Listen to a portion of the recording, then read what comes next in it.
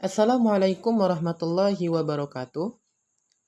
Halo sahabat milenial, perkenalkan nama saya Muhammad Abdul Jabar. Saya mahasiswa semester 4, jurusan Hukum Tata Negara. Di sini saya akan menjelaskan tentang pelaksanaan putusan hakim atau eksekusi dalam hukum acara perdata. Silakan simak video ini sampai habis dan jangan lupa di like dan subscribe. Terima kasih teman-teman. Baik, teman-teman, kali ini saya akan memulai penjelasan tentang hukum acara perdata, yaitu pelaksanaan putusan hakim atau eksekusi. Di sini saya Muhammad Abdul Jabar, dan karena Abi Lukman lagi sakit, jadi akan saya wakilkan dengan saya sendiri. Baik, berikutnya yaitu mengenai apa saja yang akan kita bahas pada penjelasan kali ini, yaitu pelaksanaan putusan hakim. Yang pertama ada pengertian pelaksanaan putusan hakim atau eksekusi, kemudian ada jenis-jenis eksekusi, kemudian ada asas-asas eksekusi dan syarat-syarat eksekusi, dan yang terakhir adalah tahapan-tahapan pelaksanaan eksekusi. Lanjut. Selanjutnya adalah pengertian pelaksanaan putusan hakim atau eksekusi.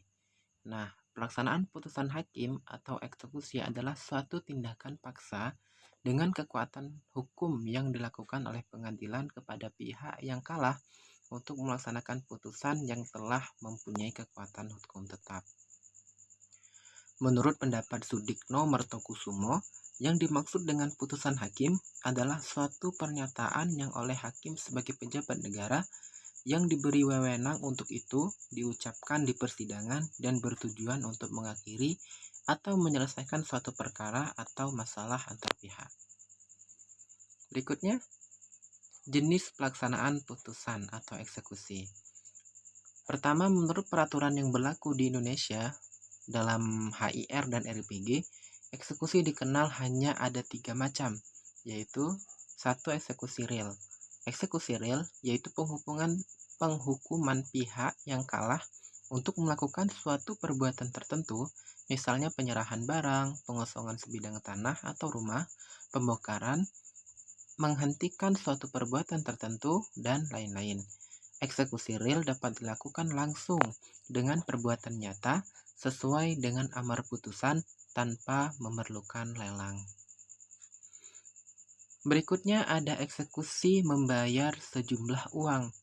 Prestasi yang diwajibkan adalah membayar sejumlah uang, diatur dalam pasal 197 HIR atau pasal 208 RBG.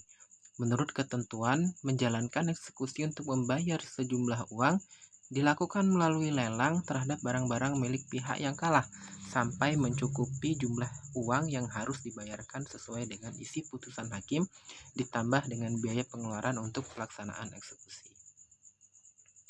Berikutnya adalah eksekusi melakukan suatu perbuatan. Diatur dalam pasal 225 HIR atau 259 RBG, menggariskan orang tidak dapat dipaksakan memenuhi suatu prestasi yang berupa perbuatan, akan tetapi pihak yang dimenangkan dapat meminta hakim agar kepentingan yang akan diperoleh dinilai dengan uang. Nah, eksekusi ini berupa perintah undang-undang sebagai jalan alternatif yang dapat ditempuh oleh pihak yang menang guna memperoleh pemenuhan putusan yang menghukum pihak yang kalah yang disebut dalam amar putusan dengan jalan meminta kepada ketua PN untuk mengganti hukuman tersebut dengan sejumlah uang. Berikutnya adalah asas-asas dalam eksekusi. Pertama, putusan yang dapat dijalankan adalah putusan yang telah berkekuatan hukum tetap. Adapun keputusan yang telah berkekuatan hukum tetap tersebut dapat berupa 1. Putusan pengadilan tingkat pertama yang tidak dimintakan pemeriksaan ulang atau banding atau kasasi karena telah diterima oleh para pihak yang berperkara. Kemudian yang kedua ada putusan pengadilan tingkat banding yang telah tidak dimintakan kasasi ke Mahkamah Agung. Kemudian putusan pengadilan tingkat kasasi dari Mahkamah Agung atau putusan peninjauan kembali dari Mahkamah Agung. Yang keempat adalah putusan perstek dari pengadilan tingkat pertama yang tidak diajukan upaya hukumnya. Kemudian putusan hasil perdamaian dari kedua belah pihak.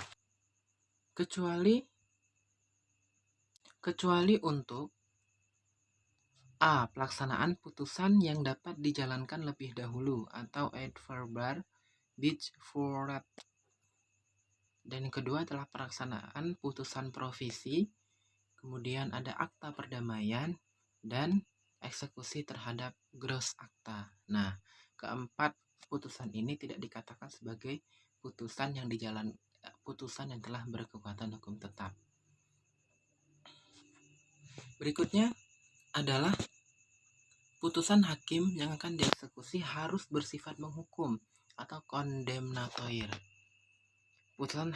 Putusan akhir menurut sifatnya ada 3 macam, yaitu sebagai berikut. Yang pertama, putusan deklaratoir.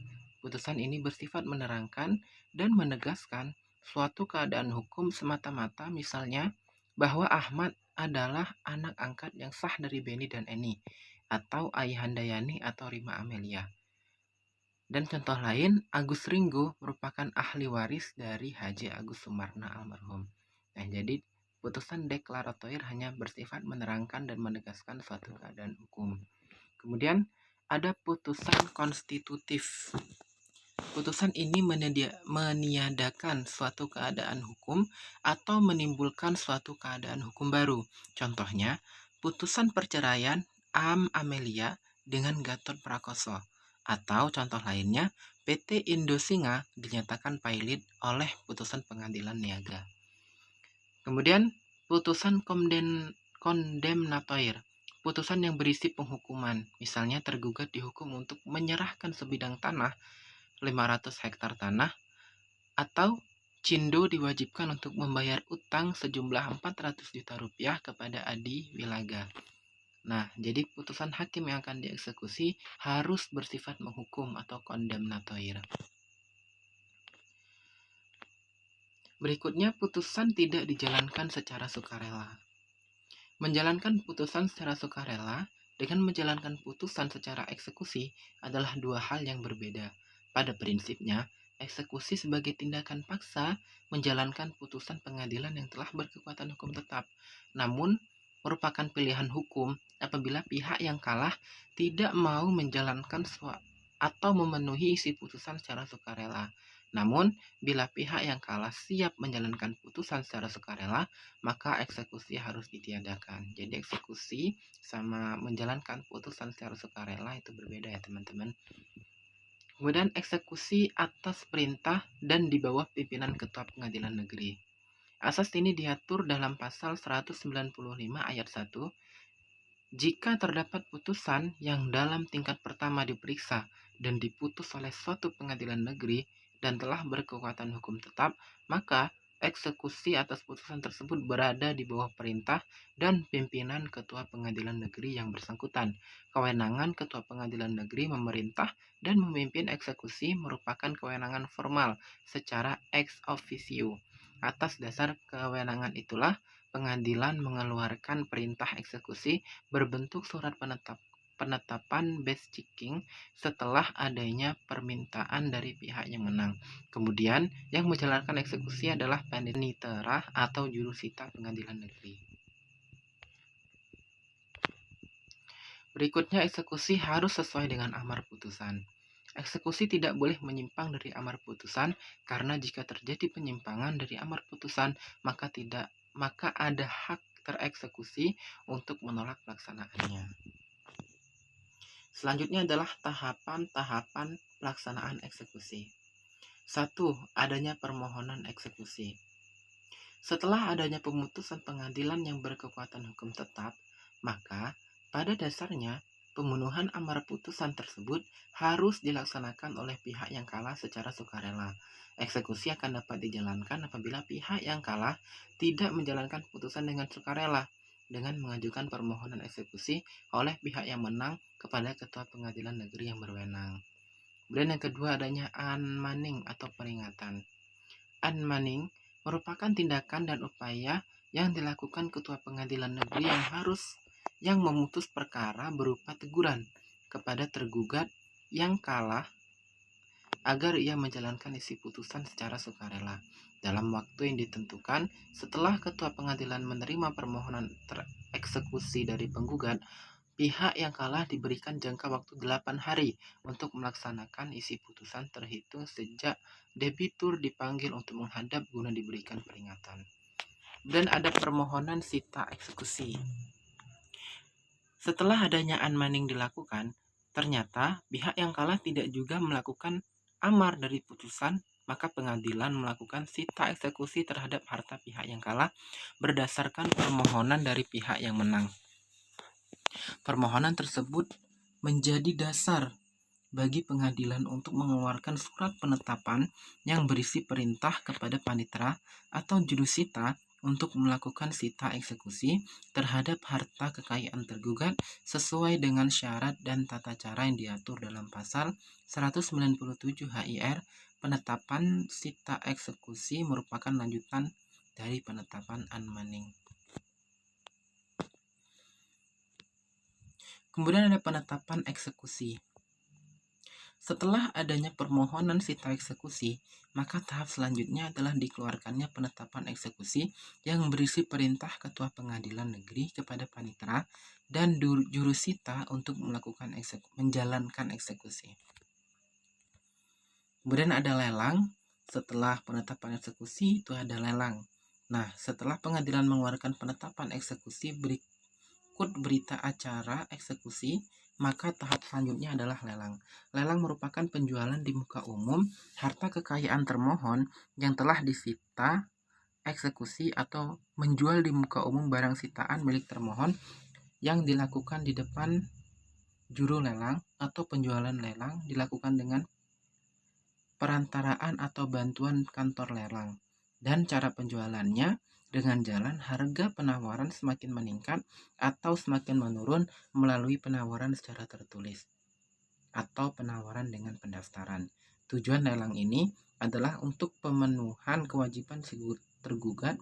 Penggunaan kantor lelang dimaksudkan agar harga yang didapat tidak merugikan si tergugat dan sesuai dengan harga yang sewajarnya di pasaran. Hasil lelang digunakan untuk membayar kewajiban yang telah ditetapkan dalam putusan hakim. Oke, baik teman-teman, sekian dari penjelasan dari saya. Alhamdulillahirrabbilalamin. Baik teman-teman, itulah tadi penjelasan dari saya tentang pelaksanaan putusan hakim atau eksekusi dalam hukum acara perdata. Bagi teman-teman yang masih belum paham, boleh silakan ditanyakan di kolom komentar atau akan saya deskripsikan pada deskripsi video ini. Terima kasih. Saya akhiri. Wassalamualaikum warahmatullahi wabarakatuh.